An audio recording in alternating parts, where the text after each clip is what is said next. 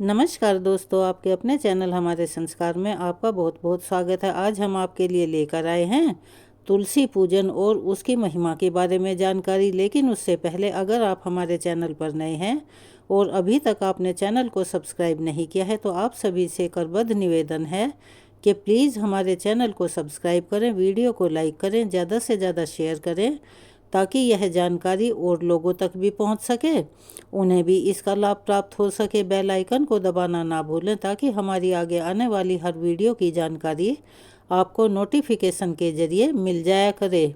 माँ तुलसी की कृपा आप सभी पर हमेशा बनी रहे, घर में अन्न धन के भंडार भरे रहें। कमेंट्स बॉक्स में जय हो माँ तुलसी की, जय श्री कृष्णा, हर हर महादेव लिखना ना भूलें। हिंदू धर्म में तुलसी को बहुत ही पवित्र और पावन माना जाता है। तुलसी के बिना किसी भी हिंदू का घर नहीं मिलेगा। अगर किसी हिंदू के घर में तुलसी ना हो तो उसे अच्छा नहीं माना जाता। तुलसी में औषधीय गुण होने के कारण और विष्णु भगवान की प्रिया होने के कारण इसका महत्व और भी ज़्यादा बढ़ जाता है। पवित्र पावन कार्तिक मास का प्रारंभ हो रहा है। ऐसे में कार्तिक के पहले दिन से ही यानी शरद पूर्णिमा के दिन से ही जो भक्त कार्तिक स्नान करते हैं और जो व्रत का संकल्प लेते हैं वो तुलसी जी की पूजा करने का, तुलसी जी की सेवा करने का, उसे सींचने का नियम भी निभाते हैं, जो कि पूरे कार्तिक मास चलता रहता है। ऐसे में जो भी भक्त भगवान श्री हरि की विशेष कृपा पाना चाहते हैं उन्हें नियम पूर्वक कार्तिक मास में तुलसी जी की सेवा अर्चना और उन्हें सींचना अवश्य ही करना चाहिए, क्योंकि इस महीने में तुलसी माता की सेवा करने से अनंत पुण्य की प्राप्ति होती है। इस महीने में जितना दान पुण्य किया जाए उतना ही कम होता है, क्योंकि उस दान पुण्य का पुण्य कभी भी क्षय नहीं होता, यानी कि ख़त्म नहीं होता। वैसे तो हमारे सनातन धर्म में जितने भी पवित्र पौधे हैं उन सभी को पूजना, उनको सींचना और उनकी देखभाल करना आवश्यक माना जाता है। लेकिन उन सभी पवित्र पौधों में सबसे पवित्र पौधा जो माना जाता है वह है तुलसी माता का। हमारे पौराणिक ग्रंथों में तुलसी के पौधे को पूजनीय, पवित्र और शुद्ध माना गया है और इस पौधे को देवी का दर्जा दिया गया है। यही कारण है कि हिंदू धर्म में आमतौर पर तुलसी जी का पौधा लगभग हर किसी के घर में देखा जाता है।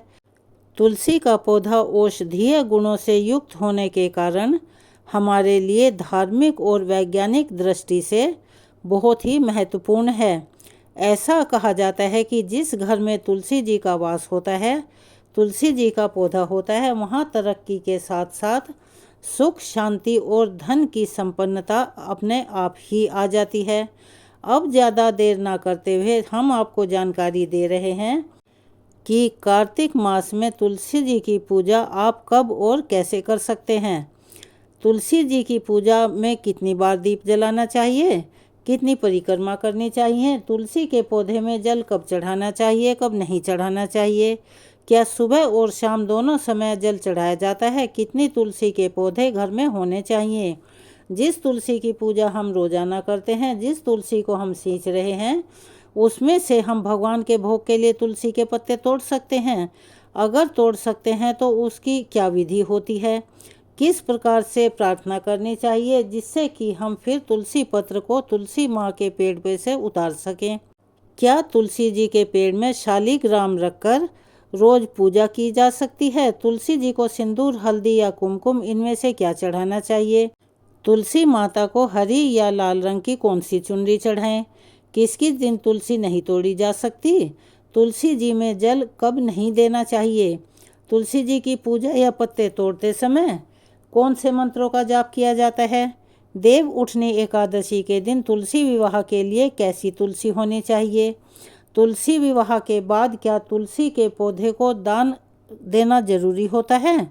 अगर स्वयं के घर पर तुलसी ना हो तो क्या कहीं और से भोग के लिए तुलसी के पत्ते तोड़कर लाए जा सकते हैं। कौन सी तुलसी घर में लगाना शुभ माना जाता है और कौन सी अशुभ माना जाता है। रामा या फिर श्यामा तुलसी। कार्तिक मास में तुलसी जी की सेवा करने वाली माताओं बहनों को यदि उस दौरान पीरियड्स हो जाएं, क्योंकि 1 महीने का समय बहुत लंबा होता है और इसमें हर माता बहन का कभी ना कभी पीरियड का चक्र आ ही जाता है, तो उन दिनों में किस प्रकार से तुलसी जी की पूजा और सेवा करें। अगर आपको घर से बाहर कुछ दिनों के लिए जाना पड़े तो ऐसे में इतने दिन तक आप तुलसी जी को जल नहीं चढ़ा पाएंगे और पूजा भी नहीं कर पाएंगे। तो आप क्या कर सकते हैं, तुलसी का पौधा किस दिशा में लगाना ज़्यादा उत्तम रहता है। अगर तुलसी का पौधा सूख गया है तो उस सूखी लकड़ी का क्या करना चाहिए। तुलसी जी में जो मंजरी आती है उसको तोड़ें या छोड़ें, उसके बारे में भी जानकारी लेना बहुत ज़रूरी है। यह ऐसे बहुत सारे सवाल हैं जिनके उत्तर आपको हम आज इस वीडियो में देने वाले हैं। अगर आपको हमारी ये जानकारी अच्छी लगे तो आप हमारे चैनल को सब्सक्राइब, वीडियो को लाइक और शेयर और बेल आइकन को दबाना ना भूलें। और हम आगे तुलसी माता की कथा और कार्तिक मास में सुने जाने वाली कथा भी अपने चैनल पर डालेंगे, उन्हें भी प्लीज़ आप सुनिएगा। अब चलिए सबसे पहले आपके पहले प्रश्न का उत्तर देते हैं कि तुलसी जी की पूजा कब और कैसे करनी चाहिए। इसके लिए कार्तिक मास के पहले दिन से ही, यानी कि शरद पूर्णिमा के दिन से ही कार्तिक मास के जो नियम हैं वह शुरू हो जाते हैं और उन नियमों का पालन करना जरूरी होता है। उसी दिन आपको कार्तिक मास में निभाने वाले सभी नियमों का संकल्प लेना चाहिए। यदि आप उस दिन संकल्प लेना भूल गए हैं तो कार्तिक मास के पहले दिन से आप संकल्प लेकर तुलसी जी की पूजा कर सकते हैं। कार्तिक के महीने में सुबह और शाम दोनों ही समय तुलसी जी की पूजा करना अनिवार्य होता है, जिसके लिए आप हर दिन सुबह ब्रह्म मुहूर्त में उठकर, और ब्रह्म मुहूर्त का जो समय होता है वह सुबह लगभग 3 बजे से 5:30 तक के बीच का होता है। तो इस समय के अंदर अंदर ही आपको स्नान भी करना है और स्नान करने के बाद आपको मंदिर की अपनी साफ सफाई करके घर में और मंदिर में जरा सा गंगा जल लेकर उसका छींटा दें। अब सबसे पहले आपको तुलसी माता की पूजा करनी होती है। उसके बाद आप अपने घर के मंदिर में जो भी पूजा रोज करते हैं वह आप कर सकते हैं। यदि आपके पास बहुत ज़्यादा समय है तो आप पहले अपने मंदिर की पूजा को निपटा लें, उसके बाद अंधेरे अंधेरे में ही तुलसी माता का पूजन भी कर सकते हैं। फिर सूर्योदय होने पर सूर्य देवता को जल का अर्घ्य दिया जाता है। सबसे पहले तुलसी जी में जल अर्पित करते हैं और उसके साथ ही धूप दीप जलाकर पुष्प अर्पित करके तुलसी माता के मंत्रों का जाप किया जाता है। और तुलसी चालीसा भी अगर आप पढ़ सकते हैं तो उसका पाठ करने के बाद फिर तुलसी माता की कार्तिक मास में पढ़ी जाने वाली या सुनी जाने वाली कथा पढ़ें। अगर फिर भी आपके पास समय हो तो आप वहीं बैठकर धीरे धीरे 1 या 2 भजन गा सकते हैं।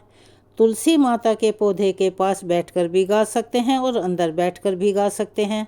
भगवान विष्णु के मंत्रों का जाप भी आप तुलसी के पौधे के समीप बैठकर कर सकते हैं, क्योंकि अगर सच्चे मन से तुलसी माता से कोई भी प्रार्थना की जाती है तो वह प्रार्थना बहुत ही शीघ्र और अवश्य ही स्वीकार होती है। और यह मेरा खुद का अनुभव भी है। कार्तिक मास में तुलसी जी की जो पूजा होती है वह सुबह अंधेरे अंधेरे ही की जाती है। ब्रह्म मुहूर्त में यह पूजा होती है। सूर्योदय से पहले ही तुलसी के पौधे में दीप जलाया जाता है। सूर्योदय होने के बाद तुलसी के पौधे में दीपक नहीं जलाना चाहिए। अगर आप सूर्योदय से पहले दीपक नहीं जला पाए हैं तो आप केवल सूर्योदय होने पर तुलसी के पौधे में जल अर्पित करें। दीपक ऐसे में आप शाम को ही जलाएं। सुबह और शाम दोनों ही समय दीपक जलाना जरूरी होता है। और दीपक आप किसी भी चीज़ का जला सकते हैं, तेल का या घी का। और दीपक में आप रुई की बाती का प्रयोग कर सकते हैं। शाम की जो पूजा है वह आप गोधूली बेला में, यानी कि जिस समय हल्का हल्का शाम का उजाला हो और रात होने वाली हो, यानी कि संध्या बेला जिसे कहा जाता है, शाम और रात का जो मिलन है उस समय को गोधूली बेला कहा जाता है। उसी समय आप तुलसी जी की पूजा करके तुलसी जी के पौधे में दीपक जला सकते हैं। बहुत से लोग कार्तिक मास में तुलसी जी के साथ ही पथवारी माता भी बनाते हैं, लेकिन एक बात का ध्यान रखना जरूरी है कि तुलसी के पौधे के आसपास कोई भी कांटेदार पौधा नहीं रखना चाहिए। अक्सर लोग शमी का पौधा भी तुलसी पौधे के साथ में रख देते हैं या गुलाब का पौधा लगा देते हैं, तो ऐसा नहीं करना चाहिए। दोनों ही पौधे पवित्र हैं, लेकिन तुलसी माँ के पास नहीं लगाने चाहिए। तुलसी के पौधे में कभी भी शिवलिंग को नहीं रखा जाता। कुछ लोगों के घर में यह देखने को मिलता है कि शिवलिंग को तुलसी के पौधे में रखकर फिर तुलसी की पूजा करते हैं, तो ऐसा भूलकर भी नहीं करना चाहिए, क्योंकि इससे पाप लगता है और उसका खामियाजा भुगतना पड़ता है। अब दूसरा सवाल, कितनी बार दीप जलाएं? तो देखिए, सुबह और शाम दोनों ही समय में आप तुलसी के पौधे में दीपक जला सकते हैं। अब तीसरे प्रश्न की बारी, कितनी परिक्रमा की जाती हैं? तो आम तौर पर तुलसी माता की 3 ही परिक्रमा की जाती हैं, जिसमें आप पूजा करने के बाद, जल चढ़ाने के बाद तुलसी के पौधे के चारों ओर क्लॉकवाइज घूमकर 3 बार परिक्रमा कर सकते हैं। अगर पौधे के चारों ओर घूमना संभव नहीं हो तो आप अपनी ही जगह पर खड़े खड़े तुलसी माता का ध्यान करके 3 बार परिक्रमा कर सकते हैं। चौथा प्रश्न यह है कि जल कब चढ़ाना चाहिए? तो चलिए हम आपको बता रहे हैं। तुलसी के पौधे में केवल सुबह के समय ही जल चढ़ाया जाता है। वैसे तो ब्रह्म मुहूर्त का समय सबसे उत्तम होता है। अगर आपको थोड़ी देर भी हो जाए तो आप सूर्योदय होने तक या सूर्योदय के कुछ समय बाद तक, जब तक कि सूरज ऊपर ना चढ़े, जल चढ़ा सकते हैं। सूर्यास्त के बाद कभी भी तुलसी के पौधे में जल नहीं चढ़ाया जाता। कभी भी एकादशी और रविवार के दिन भी तुलसी में जल नहीं देना चाहिए। अब आगे का प्रश्न यह है कि क्या सुबह और शाम दोनों समय जल चढ़ाना चाहिए?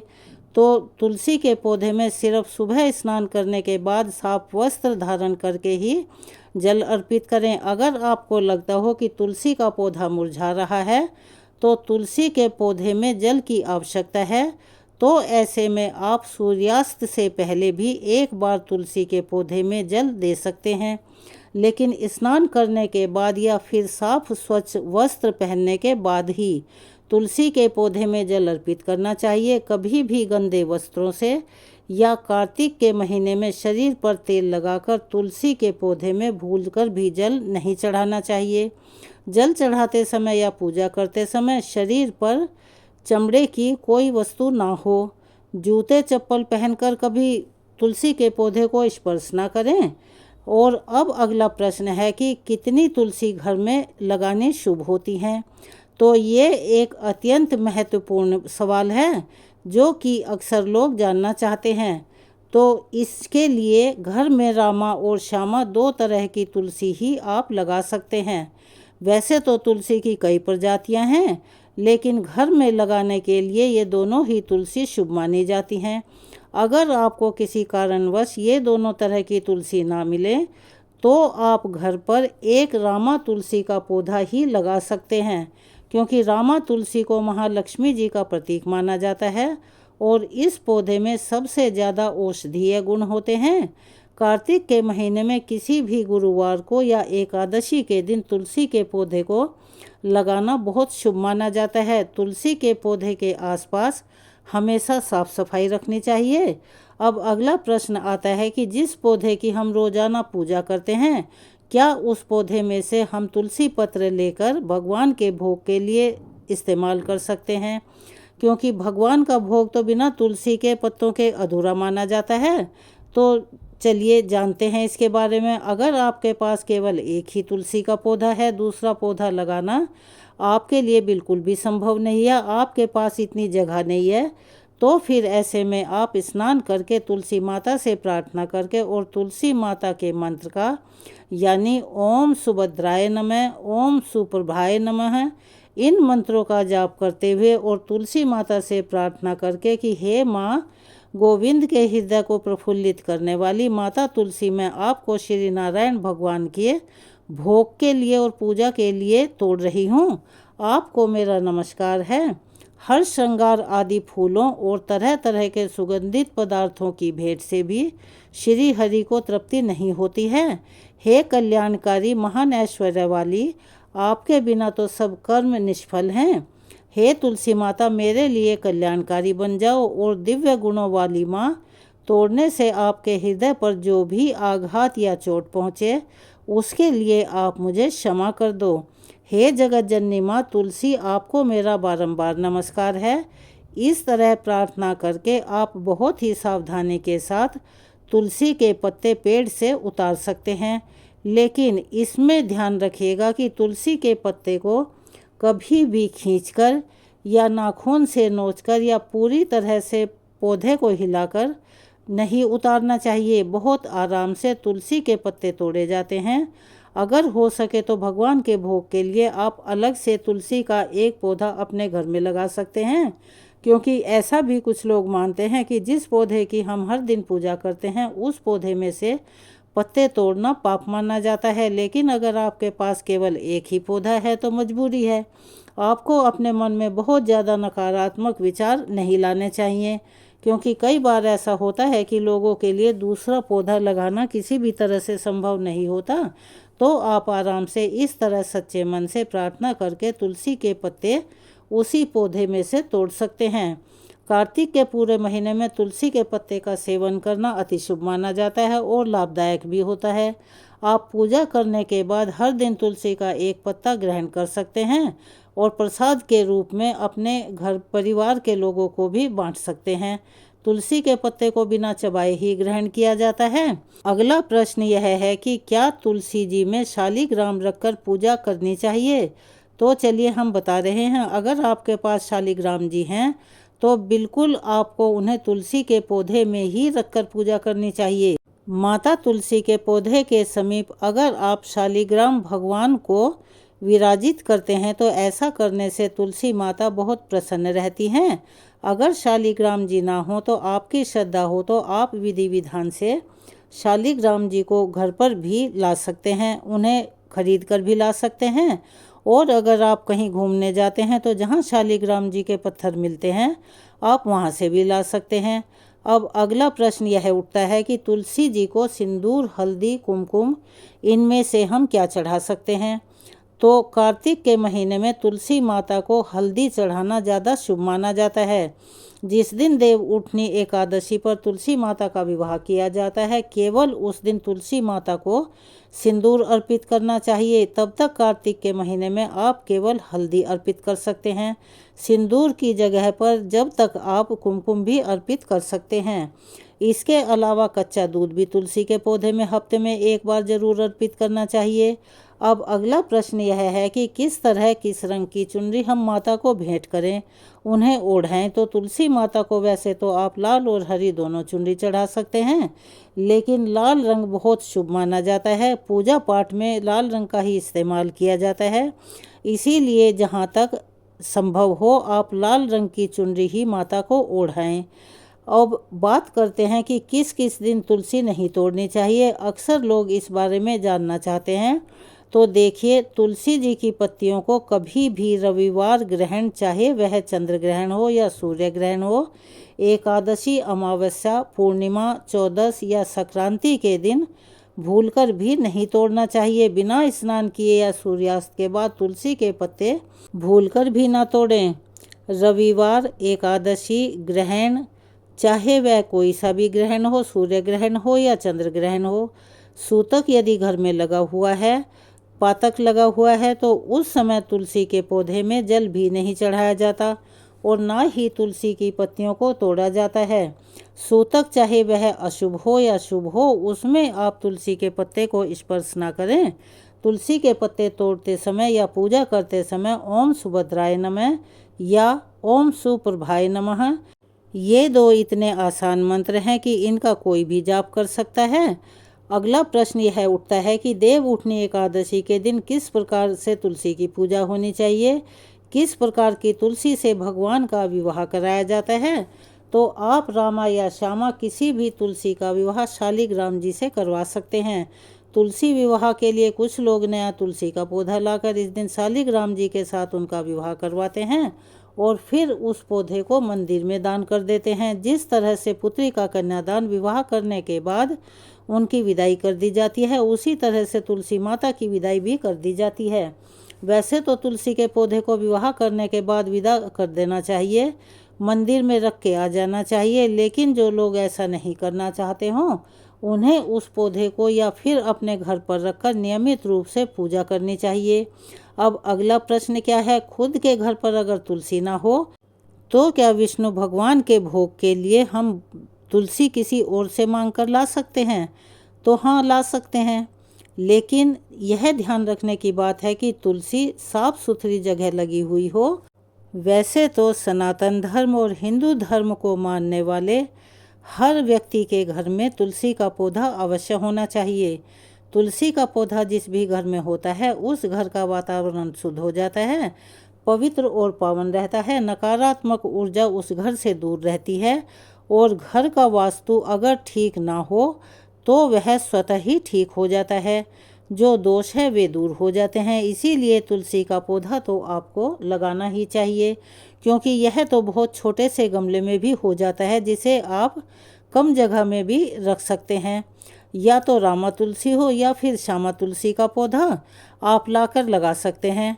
कार्तिक मास में यदि माताओं बहनों को पीरियड्स हो जाएं और अपने पूरे कार्तिक मास तुलसी जी की पूजा करने का नियम धारण किया हुआ है, तो ऐसे में जितने भी दिन आप पीरियड्स के दिनों में रहते हैं उतने ही दिन आप खुद से पूजा ना करें, अपने परिवार के किसी भी सदस्य से तुलसी जी की पूजा करवा सकते हैं और जल दिलवा सकते हैं। अगर आप अकेली हैं, घर पर आपके मदद करने वाला कोई नहीं है, यानी कि आपकी पूजा को करने वाला कोई भी नहीं है, और आपके आसपास यदि कोई वैष्णव हो या फिर कोई ऐसा व्यक्ति हो जो तुलसी जी में श्रद्धा भक्ति रखता हो, तो आप उनसे भी सुबह और शाम की पूजा करवा सकती हैं, जल अर्पित करवा सकती हैं और धूप दीप भी जलवा सकती हैं। आपको बहुत दिनों के लिए घर से बाहर जाना पड़ जाए, हालांकि ऐसा कार्तिक मास के या किसी भी पूजा का अगर हमने लंबी पूजा का संकल्प लिया हुआ है तो हमें बाहर जाना अवॉइड करना चाहिए। लेकिन कई बार हालात ऐसे होते हैं कि ज़रूरी जाना पड़ता है, तो आपका नियम टूट जाता है। लेकिन फिर भी यदि बहुत मजबूरी हो और आपको जाना ही पड़े, तो आप ऐसे में किसी न किसी सदस्य को सेवा करने के लिए कहकर जा सकते हैं। अपने आसपास किसी से आप अनुग्रह कर सकते हैं और इस दौरान आपको मानसिक रूप से वही नियम अपनाने होंगे जैसे ब्रह्म मुहूर्त में उठकर आप पूजा खुद से कर रही हैं, और उस समय भी आपको जहाँ कहीं भी हैं ब्रह्म मुहूर्त में उठकर मानसिक रूप से तुलसी माता की सेवा पूजा कर लेनी चाहिए। मानसिक रूप से भाव करते हुए कि आप तुलसी के पौधे में जल अर्पित कर रही हैं, धूप दीप जला रही हैं, ऐसा भाव करके सुबह और शाम तुलसी माता की पूजा आपको करनी चाहिए। ऐसा करने से भी तुलसी माता पूजा स्वीकार कर लेती हैं। अब अगला प्रश्न यह है कि तुलसी का पौधा लगाया किस दिशा में जाए? तो उत्तर पूर्व दिशा तुलसी के पौधे के लगाने के लिए सबसे शुभ दिशा मानी गई है। अगर तुलसी का पौधा सूख गया है तो क्या करना चाहिए? तो इसके लिए सबसे पहले तो तुलसी के सूखे हुए पौधे को आप गमले से निकाल दें, उसकी लकड़ियां तोड़कर उसका दीपक जला सकते हैं। अगर आप हवन करते हैं तो उसमें इस्तेमाल कर सकते हैं। तुलसी की माला बना सकते हैं और भगवान श्री कृष्ण के समक्ष तुलसी की लकड़ी का दीपक जलाना बहुत ही शुभ माना जाता है। इसके अलावा आप तुलसी के सूखे हुए पौधे को जल में विसर्जित भी कर सकते हैं। सूखा हुआ पौधा घर पर नहीं रहने देना चाहिए, उसकी जगह पर आप नया तुलसी का पौधा तुरंत ही उस गमले में रोप सकते हैं। अब सबसे आखिर में एक सवाल उठता है कि तुलसी जी में जो मंजरी आती है उसका क्या करना चाहिए, तोड़नी चाहिए या छोड़नी चाहिए? तो यह सबसे महत्वपूर्ण बात है कि तुलसी के पौधे की मंजरी को उनके नाखून माना जाता है, माता पर बोझ माना जाता है। बहुत ज़्यादा मंजरी होने पर मंजरी को समय समय पर तुलसी जी से हटाते रहना चाहिए। इस मंजरी का भोग आप भगवान को लगा सकते हैं। भगवान कृष्ण को मंजरी का भोग लगाना बहुत प्रिय होता है। इस मंजरी को अगर घर में लाल कपड़े में बांधकर तिजोरी में रखा जाए तो धन में बरकत होने लगती है और धन का आगमन होने लगता है। धन कमाने के नए नए रास्ते खुल जाते हैं, परिवार के सदस्य तरक्की करते रहते हैं, और यदि घर में कलह क्लेश होता हो तो वह कलह क्लेश भी स्वतः ही दूर हो जाता है। इस तरह से आप कार्तिक मास में कुछ बातों का ध्यान रखकर कार्तिक मास में श्रद्धा और प्रेम के साथ तुलसी माँ की पूजा कर सकते हैं।